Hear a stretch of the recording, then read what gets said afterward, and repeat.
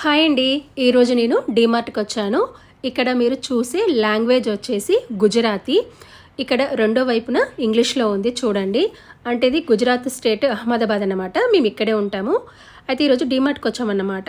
చిన్నప్పుడు అంటే నేను 10th క్లాస్లో ఉన్నప్పుడు చిల్లర సామాన్ తీసుకుంటే 1200 లేదా 1500 మధ్యలో అయ్యేది. ఇప్పుడు దాదాపుగా 10,000 అవుతుంది. ఎందుకు అని ఆలోచిస్తే ఒకటి ఖర్చులు పెరగడం ఒక కారణమైతే అనవసరమైన కొనడం రెండవ రీజన్ అన్నమాట.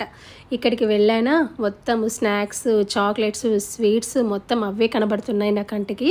నేనేం చేస్తానంటే అసలు ఏమి కొనొద్దు, చాలా కంట్రోల్గా ఉండాలని చెప్పేసి ఫస్ట్ ఒక లిస్ట్ రాసుకొని వచ్చానమాట, ఏమేమి కొనాలని చెప్పేసి.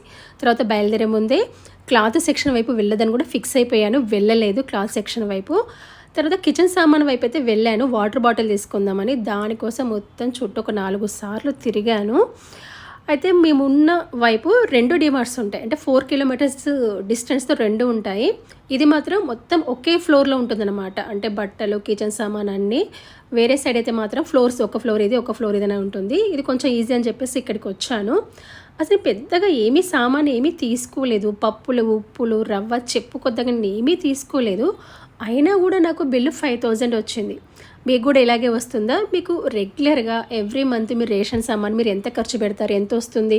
అసలు ఇంటి దగ్గర తీసుకుంటే బెటర్ అంటారా, డీమార్ట్ దగ్గర తీసుకుంటే బెటర్ అంటారా? చాలామంది ఏమంటారు డీమార్ట్లో తీసుకుంటే తక్కువ రేటుకి వస్తుంది అంటారు. సరే అని చెప్పేసి వెళ్తే మనం ఒకటి కొనడానికి వెళ్తే దానికి 10 కొంట. అప్పుడే మనకు లేని అవసరాలన్నీ అప్పుడే గుర్తొస్తాయి. ఏమంటారో చెప్పండి, కామెంట్ చేయండి.